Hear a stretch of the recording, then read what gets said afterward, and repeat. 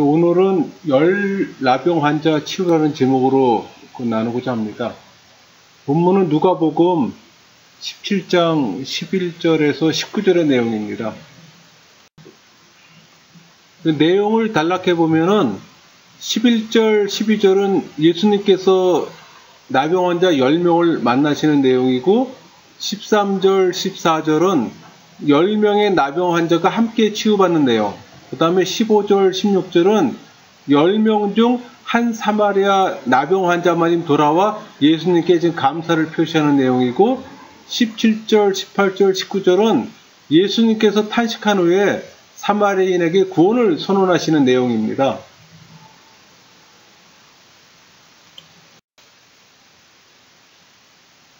문학 구조를 보면은 교차대구적 구조예요. A와 A-는 믿음, B와 B-는 깨끗함을 받다. 메인 타마는 그는 사마리아니라. 이거 우리 보통 키아즘 구조라고 보통 말하기도 합니다. 11절 예수께서 예루살렘으로 가실 때 사마리아와 갈릴리 사이로 지나가시다. 경계선 역할을 하고 있는 이스라엘 골짜기를 가리킵니다.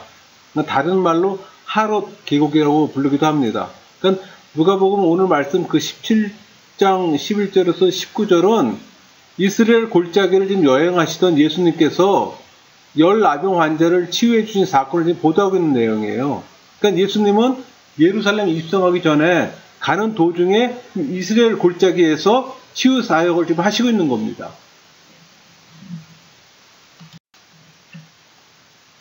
12절 한 마을에 들어가시니 나병 환자 10명이 예수를 만나 멀리 서서.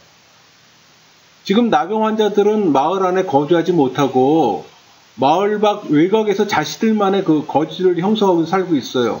근데 예수님께서는 바로 그 사마리아와 갈릴리 벽경지역 그 하롯 계곡에서 집단을 이루며 살고 있는 그 나병 환자들과 좀 대면하시게 되는 겁니다. 그러니까 예수님 앞에 나타나는 그 나병 환자는 모두 10명으로 사마리아인과 유대인이 좀 섞여 있는 상황입니다.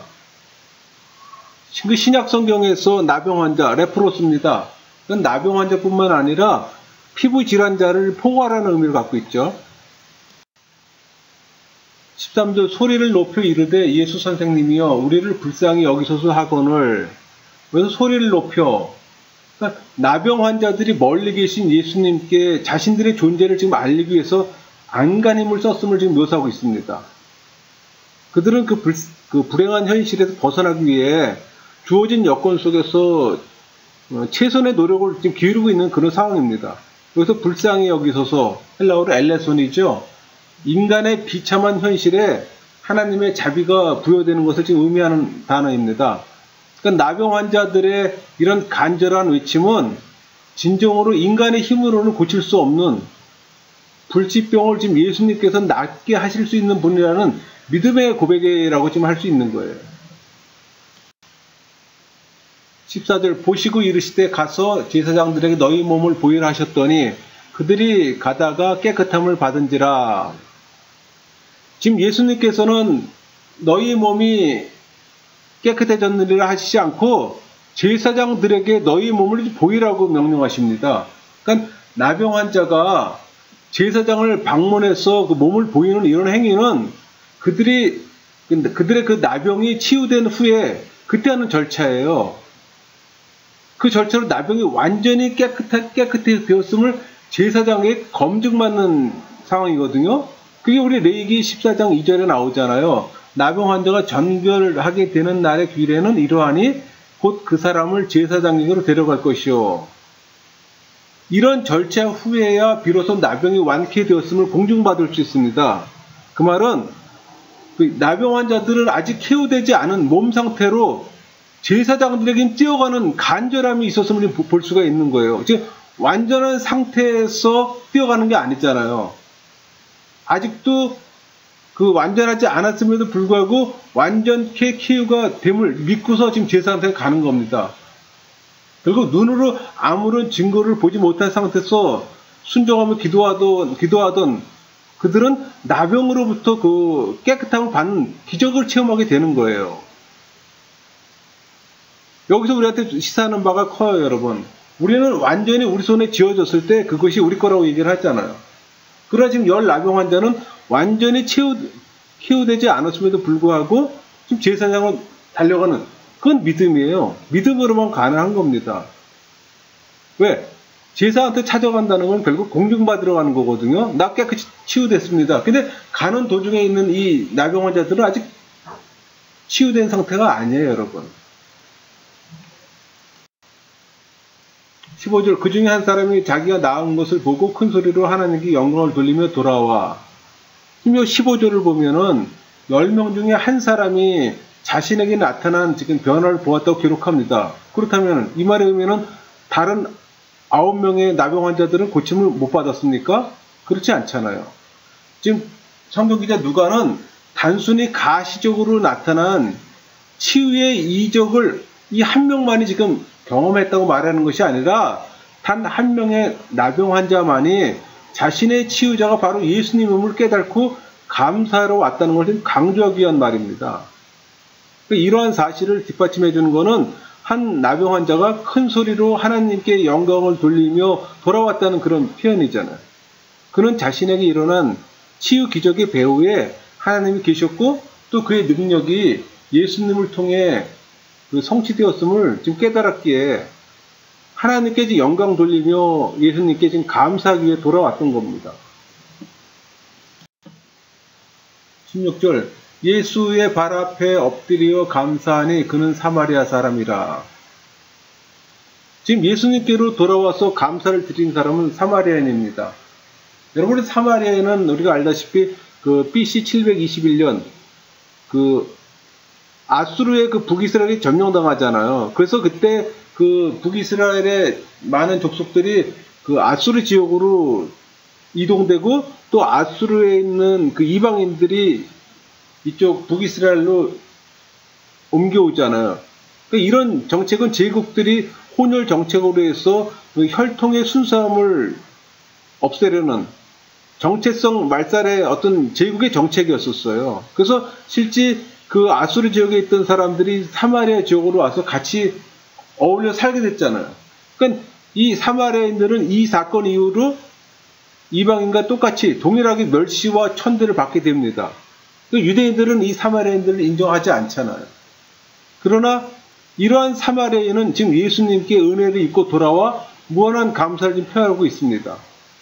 반면에 선민으로서 다른 민족에 비해서 하나님의 사랑과 축복을 더 많이 받았던 유대인들은 그렇지 못했잖아요. 이 9명이 지금 유대인으로 표현되는데 이들은 오히려 자기 몸이 깨끗해진 사실에 기뻐한 나머지 최소한의 감사 표시하는 사람이 한 사람도 없었어요. 그래서 성경기자 누가는 유대인들에게 멸시받았던 사마리아인들이 하나님의 뜻에 합한 삶을 사는 그 모습을 다른 공간복음서 기자들에 비해 유난히 강조하고 기록하고 있는 것을 볼 수가 있습니다. 이로 인해 그는 그 선민이라는 그 명목만을 소중히 여기며 교만하게 살아가는 유대인들 좀 우회적으로 비판하고 있는 거예요. 그래서 엎드려 헬라어로 에페센이죠. 얼굴을 떨어뜨리다 그런 표현이에요. 그러니까 어떤 사람이 발 앞에서 자신의 얼굴을 떨어뜨려서 땅에 대는 행위. 그러니까 상대방에 대한 극도의 존경 표시죠. 그러니까 사마리아 사람은 자신을 치유한 예수님께 최고의 존경의 표를 지금 엎드려서 하고 있는 겁니다. 그래서 감사하니 유카리스톤 하나님께서 베풀어 주신 은총에 대한 감사의 의미로 좀 쓰여졌습니다. 그러니까 예수님에 대한 사마리아 사람의 그 감사 행위를 나타내는데 이 용어가 쓰인 것은 그가 자기에게 베풀어 주신 예수님의 병 고침의 은총에 대해 그 하나님께 돌리는 것과 또 같은 감사의 표현을 지금 나타내고 있는 겁니다. 즉 그는 자신의 병 나음을 통해 예수님의 메시아 되심을 더욱 깊이 인식하고 또 하나님께 대한 감사의 심정으로 지금 예수님께 감사함을 표현하고 있는 겁니다. 17절 예수께서 대답하여 이르시되 10사람이 다 깨끗함을 받지 아니하였느냐 그 9은 어디 있느냐. 지금 예수님은 병 고침 받은 자들이 돌아와 감사 표시하는 것이 지금 당연하게 생각하셨습니다. 여기서 아니하였느냐 긍정의 대답이 예상되는 질문에 지금 사용되는 의문사예요. 그러니까 예수님께서는 아무도 부정할 수 없는 이 사실을 강조하는 이 의문사를 사용함으로써 나병 치유에 대한 감사는 사마리아 사람 혼자만이 아니라 10명이어야 한다는 그 사실을 강조하시는 거예요. 10명이 다 똑같이 하나님의 자비로운 은혜를 경험했는데 어찌 사마리아 한 사람만 돌아와서 지금 감사를 표할 수 있는지 통탄해 하시는 예수님의 심정을 지금 표현하고 있는 겁니다. 결국 이런 반어적 질문은 유대인의 그 불신앙적 태도로 인한 믿음의 실패를 좀 단적으로 보여주고 있는 겁니다. 그러니까 다시 말해서 9명의 유대 나병 환자들도 분명 사마리아인과 함께 나음을 받았어요. 그러나 주님의 은혜에 대한 감사는 안중에도 없었던 겁니다. 이 얘기는 많은 사람들이 예수님을 통해 은혜를 체험하지만 육적 차원에서만 받아들이고 주님께 진정 감사를 돌리지 않음으로써 최종적 구원에 이를 자는 소수에 불과하다는 그걸 지금 예시하고 있는 거예요. 이 세상에는 복음이 널리 전파됩니다. 그렇지만은 그 복음을 받아들이고 택함받는 사람은 극소수라는 얘기예요. 그런 자만이 예수님께 나와 인격적 교류를 나누며 진정한 천국 구원의 기쁨을 맛보게 되는 겁니다. 18절 이 이방인 외에는 하나님께 영광을 돌리러 돌아온 자가 없느냐 하시고, 그 사마리아인이 지금 이방인으로 표현되고 있습니다. 사마리아인이라고 말해도 될 것을 예수님께서는 굳이 지금 이방인이라고 말씀하셨어요. 그러니까 성경기자 누가가 성경에서 유일하게 이 본절에만 나오는 이 단어로 기록한 것은 의도적으로 기록한 거라고 볼 수가 있어요. 그러니까 자신들의 혈통을 자랑하는 유대인과 이 대비시킴으로써 동시에 그는 단지 한 명의 사마리아인이 아니라 이방인을 지금 대표해서 앞으로 이방인들의 행로를 보여줄 대표자라는 사실을 지금 부각시키기 위함입니다. 그러니까 유대인들이 하나님의 큰 은혜를 받았음에도 불구하고 하나님께 감사하지 않는 패역함을 보였잖아요. 그런데 이방인들은 하나님께 감사하고 예수님께 나옴으로 인하여 결국 그 유대인에 앞서 구원의 은혜에 참여하게 될 것을 지금 보여주는 겁니다. 암시하고 있는 거예요. 19절 그에게 이르시되 일어나 가라 내 믿음이 너를 구원하였느니라 하시더라. 예수님께서는 네 믿음이 너를 구원했다 이런 말씀을 여러 번 하셨어요. 누가복음 8장 48절에서도 되고 18장 42절에서도 동일하게 그 여리고 소경 바디모에게 했던 말씀이 있잖아요. 그리고 여기 누가복음 8장 48절은 그 혈류병 앓았던 그 여인에게 했던 말씀이고요. 근데 여러분 그러나 이 경우와 본절의 경우는 그 의미가 다릅니다. 이 앞에 이 경우는 육체적 질병이 그 치료받았음을 선포하는 의미가 강하다면은 지금 이 19절은 영혼 구원을 지금 선포하시는 거예요. 그러니까 나병의 노임을 받은 그 육체적 해방의 은혜는 열 나병 환자 모두 누렸습니다. 그러나 보다 중요한 영혼 구원은 단지 사마리아 사람 한 사람만이 경험할 수 있는 거예요. 이는 육체적 구원이 반드시 영혼 구원과 동일하게 연결되지 않는다는 사실을 지금 아주 명쾌하게 보여줍니다. 영혼의 구원은 그리스도에게 나아가 그를 영접하고 중생하고 회심한 사람에게만 허락되는 거잖아요. 그러니까 성령 세례 받은 사람만 허락되는 거잖아요. 그리고 10명 가운데 단 한 명만이 이 은혜를 누렸다는 사실은 복음의 은혜를 접하긴 하나 영혼 구원에까지 이르는 자는 많지 않다는 사실을 보여줍니다. 여러분 실제로 교인들 가운데서도 교회를 단지 교제나 치유의 장소로 여기는 종교인들이 많잖아요. 정작 중요한 영혼 구원은 등한시하는 경우를 우리는 교회 안에서도 볼 수 있잖아요.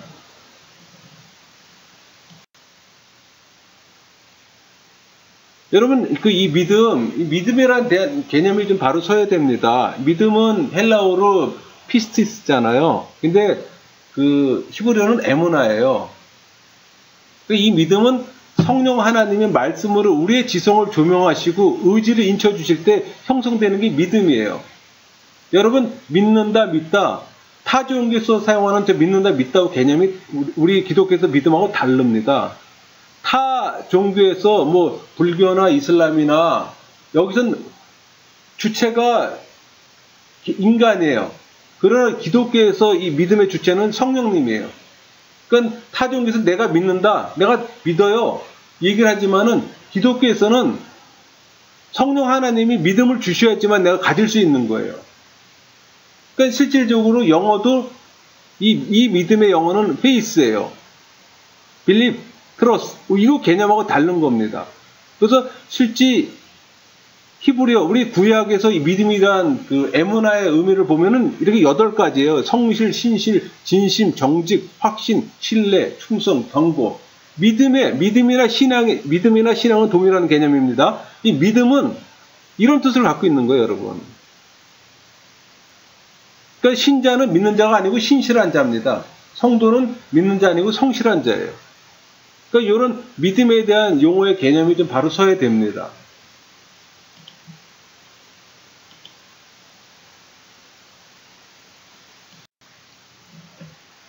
그 치유받은 10명 가운데 9명의 유대 출신 나병 환자들은 모두 제 갈 길로 갔잖아요. 반면에 사마리아 출신 나병 환자만이 예수님께로 좀 돌아와 감사와 경배를 드렸습니다. 지금 예수님께서는 이 이방인 외에는 하나님께 영광을 돌리러 돌아올 자가 좀 없느냐 하시면서 그에게 구원을 선포하십니다. 이 사건은 예수님의 사역과 관련해서 매우 상징성이 강한 사건입니다. 그러니까 이 사건은 하나님의 언약과 계시를 먼저 받은 유대인이 선민이라는 그 지위에 지금 안주하고서 구약의 성취로 오셔서 신약의 복음을 주신 주님께 감사하지 않고 순종하지 않은 반면에 오히려 이방인은 지금 주님께 감사하며 경배함으로써 결국 최종적 구원을 먼저 얻게 될 것을 예표합니다.